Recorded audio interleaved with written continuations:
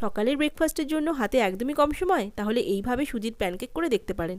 খেতে কিন্তু খুবই ভালো হয়, বাচ্চা থেকে বড় সবারই খুব ভালো লাগবে রেসিপিটি। চলুন তাহলে সুজির প্যানকেকের রেসিপিটি দেখে নিই। আমি 1 কাপ পরিমাণ সুজি নিয়েছি। যে পরিমাণ সুজি তার অর্ধেক পরিমাণ টক দই দিয়েছি, কিছুটা নুন আর কিছুটা বেকিং সোডা।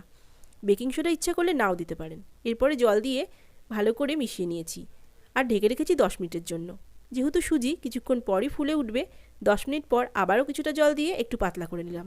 এরপর দিয়ে দিলাম কিছু সবজি, পেঁয়াজ কুচি, লঙ্কা কুচি, ধনেপাতা কুচি, ক্যাপসিকাম, গাজর, টমেটো, গ্রেট করে রাখা আদা আর কিছুটা গোলমরিচ।